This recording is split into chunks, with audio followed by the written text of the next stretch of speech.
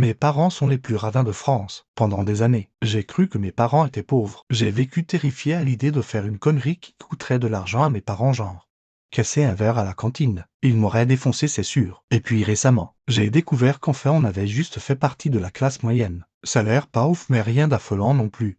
Et que c'était juste mes vieux qui ont fait preuve d'une radinerie incroyable et m'ont maintenu dans une terreur absolue de la misère pour mieux me soumettre à leur saloperie. On a fait construire une maison dans la pire banlieue de merde qu'on pouvait trouver, un genre de mix de tout ce qui est nul entre la campagne et la ville, parce que c'était pas cher. C'était le village le plus épouvantable qu'on pouvait trouver. Il était loin de tout bagnole obligatoire, pas de transport en commun. Les gens étaient mauvais comme des teignes, le pain dégueulasse et pourtant il y avait 3 boulangeries. La maison était construite de briques et de brocs parce que mes parents se sont démerdés pour prendre les artisans les moins chers, y compris au black. Les portes tremblaient dès qu'on fermait celle d'entrée. Les murs étaient en papier mâché sur une foutue construction neuve des années 2000. Le chauffage chauffait juste lui-même.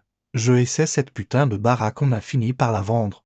Lors du divorce parental, ça a pas été un regret parce que si j'en avais hérité, je l'aurais buté à coups de masse. On mangeait toujours de la merde premier prix, genre Ecoplus, le jambon avec des bouts durs, les petits Suisses ultra chimiques, la brioche à la vanille premier prix, le papier toilette ultra fin qui t'écorche le cul tout en se déchirant dans tes doigts, et j'en passe et des nausées. Ma mère soutenait qu'on peut faire un bon plat avec des produits de merde. Bah non, ça sera juste de la merde et tu essaieras de te convaincre que ça n'en est pas. Je précise que je ne juge pas que l'on achète ces produits-là par nécessite, parce que l'on a les moyens de rien d'autre. Mais nous on avait les moyens d'acheter un tout petit peu. Mieux quand même que ces trucs-là.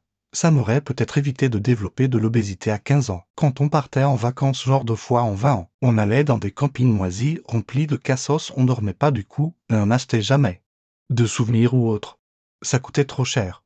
On pouvait déjà s'estimer heureux d'avoir des vacances. Un jour ma sœur, qui envisageait de devenir professionnelle dans son sport, s'est vue offrir le stage le moins cher de France. Je vous jure que mes parents ont cherché hyper longtemps pour trouver ces stages-là plutôt qu'un bon stage ou un stage local. Eh ben le stage le moins cher de France. Le coût était un psychopathe qui faisait faire des pompes au monde qui ratait la meilleure façon d'apprendre leur sport qui n'a rien à voir, c'est bien connu. Et les ados n'avaient même pas assez à manger, au point qu'un jour l'un des gus a volé la bouffe des autres tellement il souffrait de la faim. Et vous savez quoi, les autres n'ont pas mangé ce jour-là.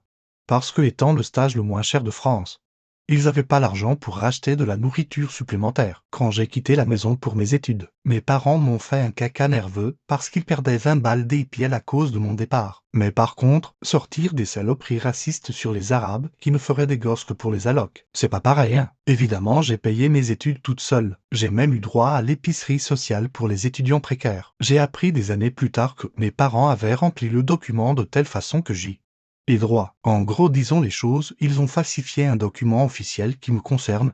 Mais sans me le dire, j'ai vécu des années terrorisées, que ça me retombe dessus et qu'on me demande de rembourser mes bourses ou autres. Ils ont acheté les pires croquettes de merde à mon chien. Ils l'ont nourri de vieux restes et jamais emmené chez le veto. Il a fini par faire un AVC et je l'ai sauvé de l'abandon ou de l'euthanasie de convenance en le récupérant chez moi, alors que j'en avais clairement pas les moyens.